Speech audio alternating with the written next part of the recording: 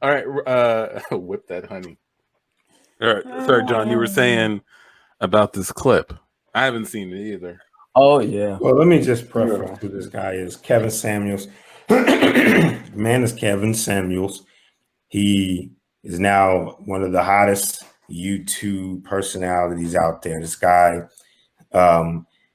he's said he kind of takes this don't give women any more credit than they deserve kind of approach. That's like his whole thing, right? And what makes him very visceral is he has a podcast where he basically chats with women and they ask questions, he answers them, they try to disprove his points, but he has some pretty well thought out points, at least from his point of view.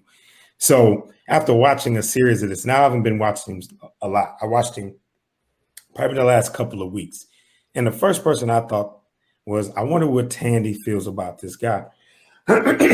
Not because I think that y'all would have any kind of conflict, but necessarily I hold you in a very intelligent person. And I want to hear what an intelligent woman's perspective is on what this guy is saying, right? Because I can have my own feelings, emotions, but I'm married, right? I'm out the game. My point of view on women, I mean, is nothing, right? Like, I mean, I have a point of view. I have a high point of view on women, but I mean, I don't have a dog in the race. So I wanted to show this clip. This clip is called Feel the Pressure. It's only 1 minute, and I tried to find a clip that I thought could accent his actual personality. And then after that, we'll have a discussion and maybe turn that into a scene. So y'all ready? Sure am. I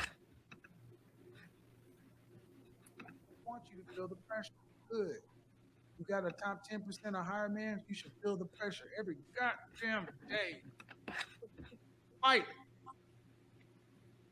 Don't you go to sleep. Don't you eat that cupcake. Better drink that water. Better drink that slim tea or whatever. Get your ass on a treadmill, climb that rope. Get your ass to work. Because that's what he has to do. Stop worrying about this and that and play offense, not defense. That's what so many of you ladies are worried about.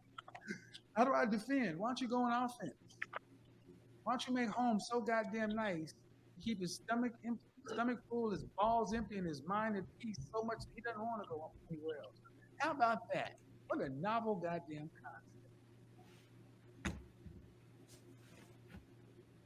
Make it to where even if he is with her, like, damn, you may be good at that thing you do. I'm trying to get home to her because she knows how to rub my head right. How about that?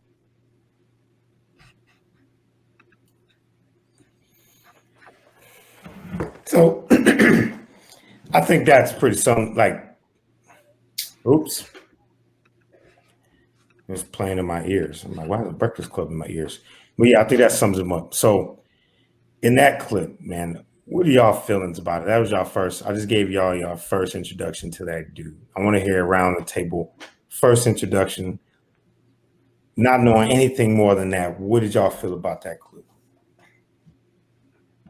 It wasn't my first introduction, so I'm gonna let whoever just heard it for the first time. Yeah. Sure. Before you get it right. Feel the pressure. Okay. Yeah, I don't know much about this guy. When you first mentioned, or someone first mentioned his name, there was some comparison to the Black Phillip show, which I actually enjoy. I think the show, it needs to be taken with some caveats, but there's some interesting discussion in there. For this guy, I don't know who he is. I don't know what his credentials are. You say that women call into his show? Yeah. That was a woman who we tapped into the show. They asked questions. They'll ask questions like, why aren't there any good men in the world? Why are all women stuck with this terrible dating selection? And he will counter and saying, well, you can't blame all of the men on the dating. Maybe is it your expectation? Is it your what you can attract? It's all these different things. Mm-hmm. I think the biggest disconnect, here's my take on it before everyone shares. Listening to Patrice O'Neal, I haven't heard anybody or any men really challenge women on how a lot of men that I've grown up hearing them in the, let's say, not in the closet, behind the scenes, where they're not as likely to be shunned. A lot of guys have these thoughts. And a lot of guys are starting to feel like the extremes, right? The extra masculine. And then we're hearing a lot about the incels, right? These two, I guess these extremes, right, are having issues trying to find a place. Where do they go? The masculine men want to be able to say, I like bitches, right? And I don't want anybody to tell me that. But there's no place for them they can do it without offending, 80% of the population, which is probably women on that platform. And then the incels don't have any place that they can actually even attract women. So I think he's coming up in that disconnect, right? But from a credential standpoint, he's an image consultant. He's been doing sales. He's a corporate guy. He gets hired to help executives basically re-image themselves for dating. He's kind of like a Hitch kind of person. He's a salesman. Okay. All right. Well, then it makes sense for him to say what he's saying. Like if women are coming to him for advice, his advice is going to be better yourself. Here's how you do it. Become a better you. Do this, do that. Don't do this. I mean,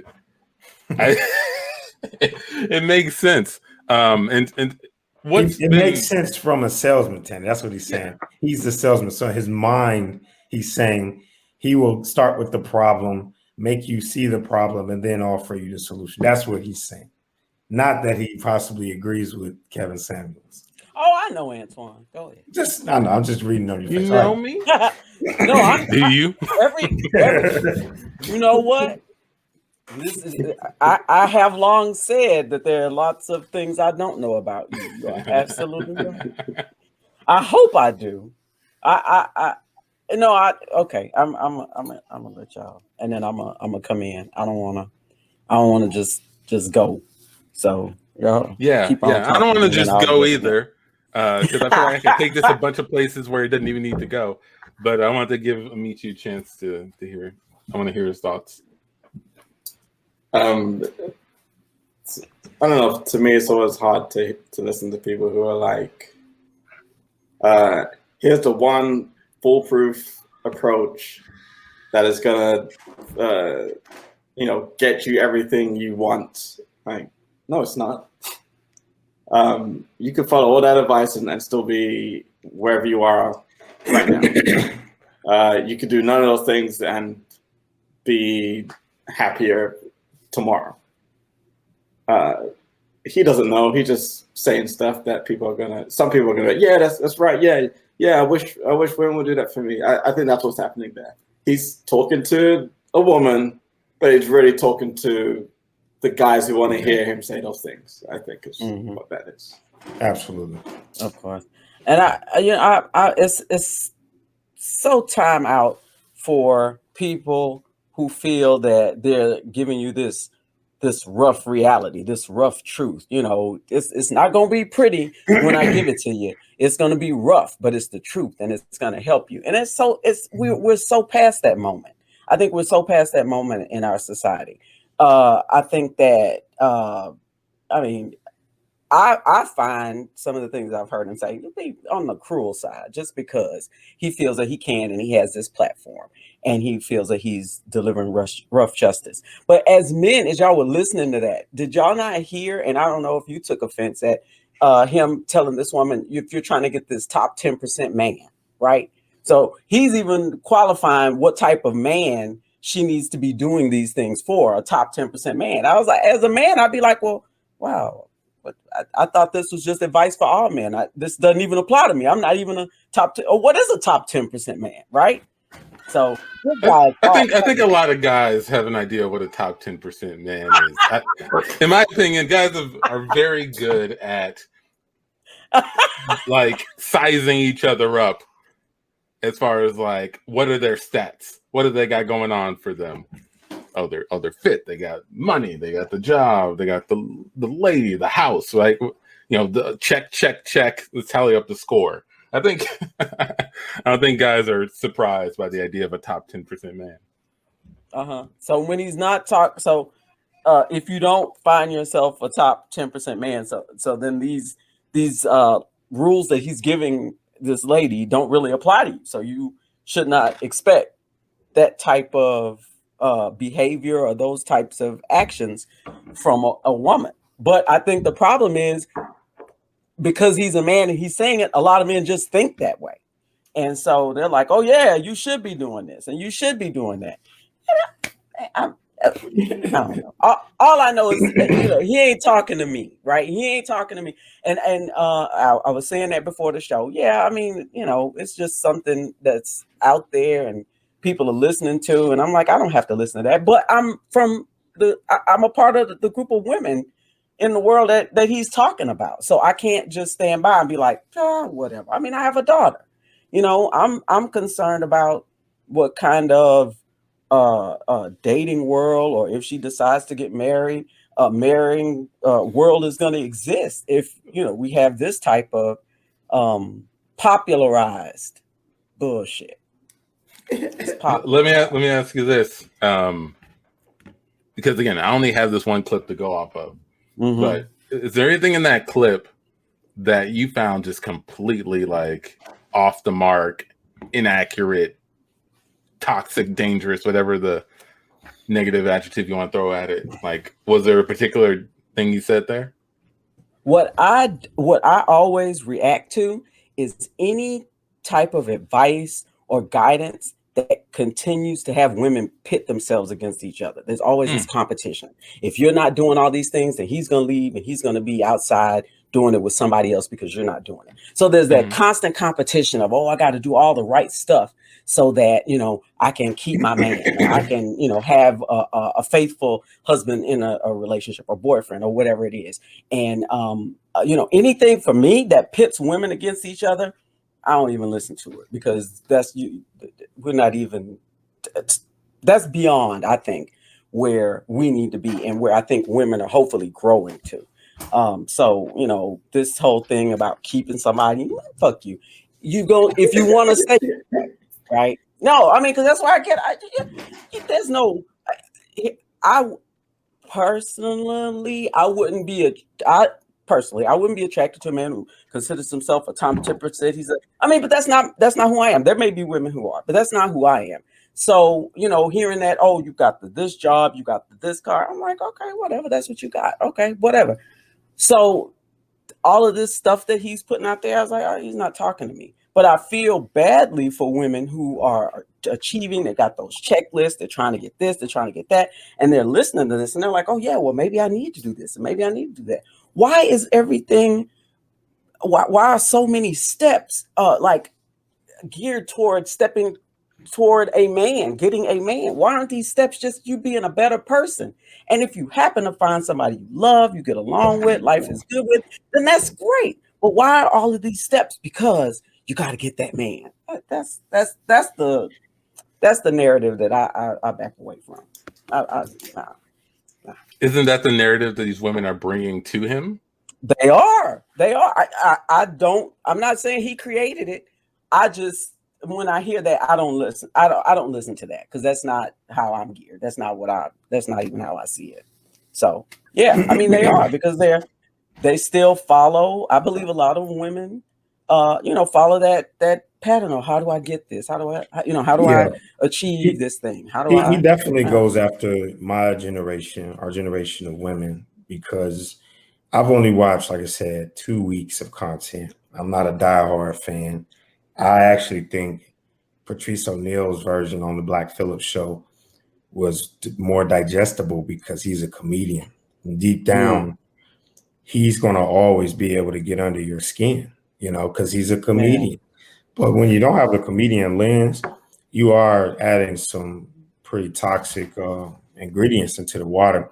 But it does kind of show you, again, like from what I'm seeing, a person who is focused, who knows who they are, and doesn't feel like they're broken, it's not going to be watching, trying to get on his show to be that validated by Mr. Kevin Samuels.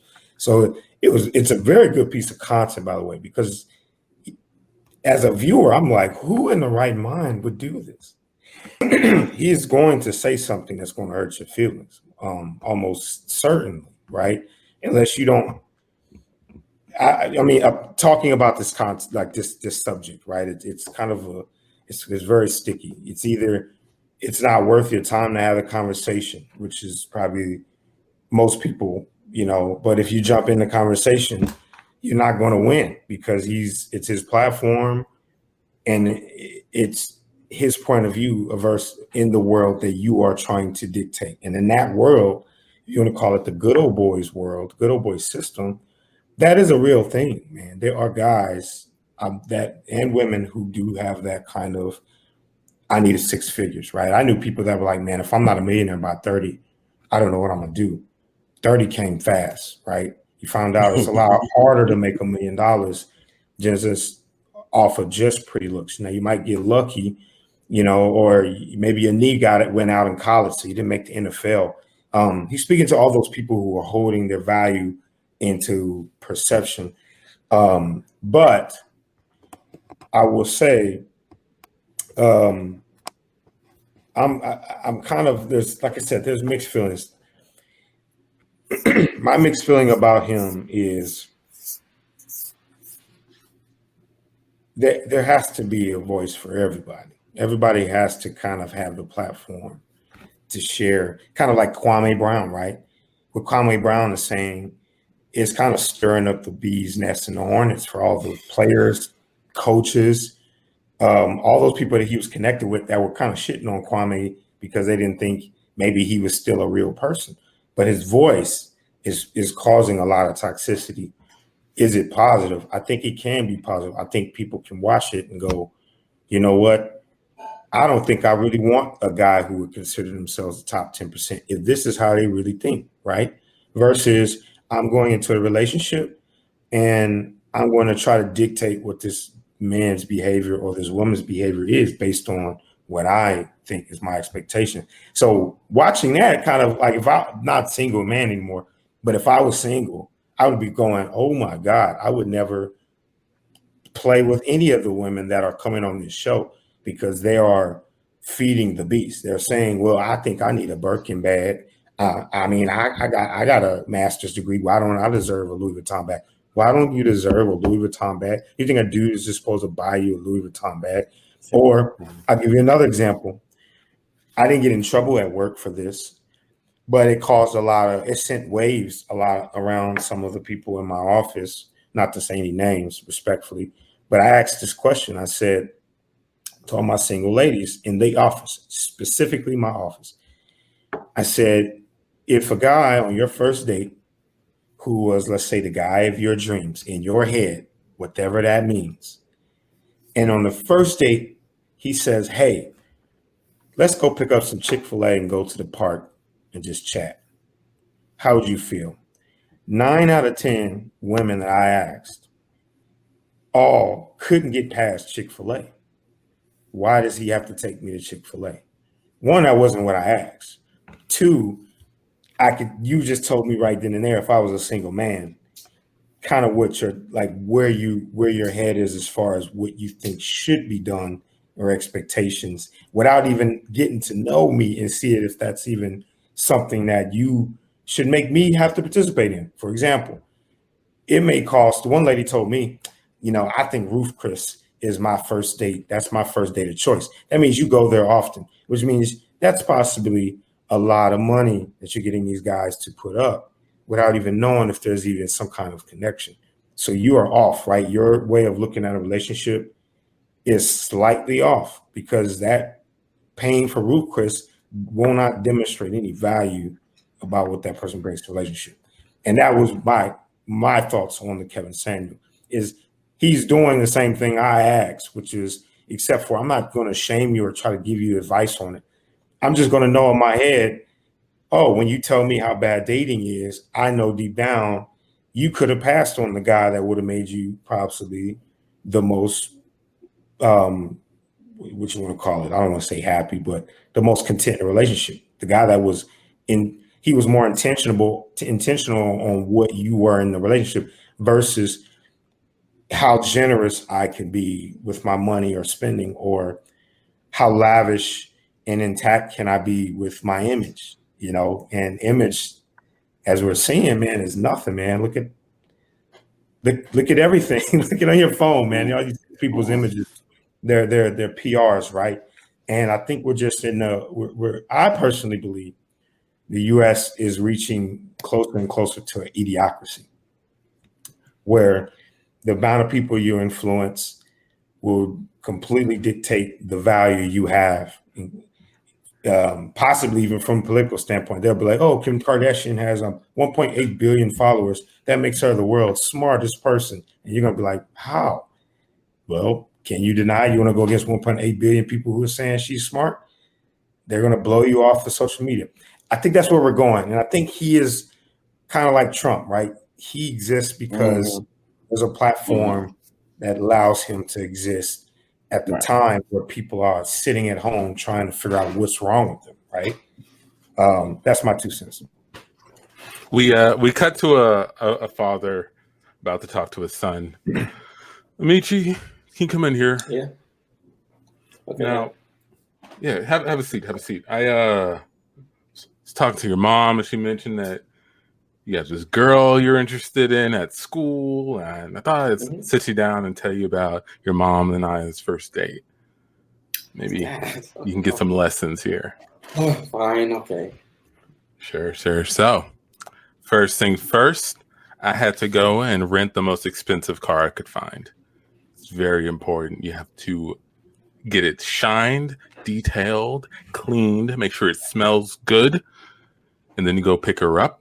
Right? I picked your mom up. We drove around the city through the tollway booth for 2 hours. And I was just letting that easy tag ride, And then we pulled up to the restaurant, most expensive sushi bar in the city, ordered everything on the menu. My first date with your mom drained my savings completely. It's, I'm not necessarily a gambling man, but I did it for love. And that's one thing I want you to know. If you want to take out the special girl, you need at least $20,000 in your savings account to spend. Okay. Do you have that? No. You're not ready to date then. You're not ready to date. Because I don't have $20,000? Because you do not have $20,000. That is if you want to be a 10% man, a top 10% man, like your dad, you have to drain your savings account, or else they don't think that you think that they're worth it. So you drain it, but you drain it for love, son. I want you to remember that, right? When you're taking that money out of the ATM, when you're writing those checks, when that credit card comes back steaming hot, that's all love. I mean, Dad, I've been mowing yards all summer and power washing, the neighbors' houses and everything, and the driveways.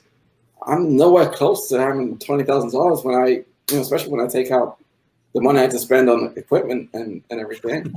Well, then you're nowhere close to being ready for the love of your life, son.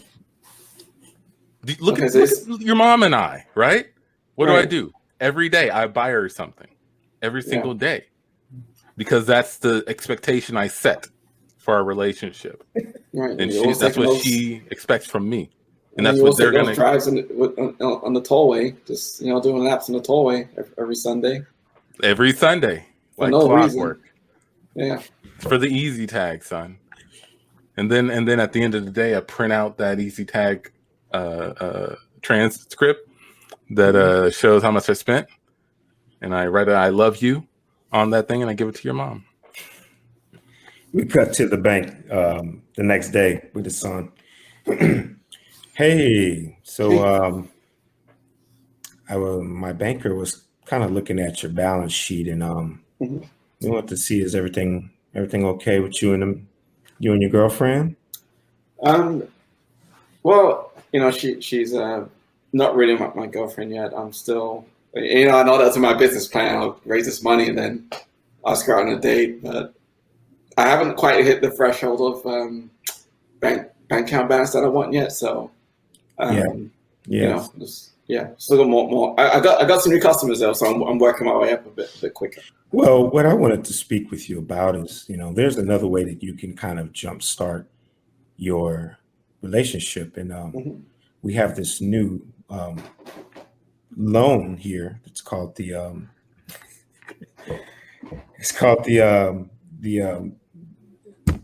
secured relationship loan.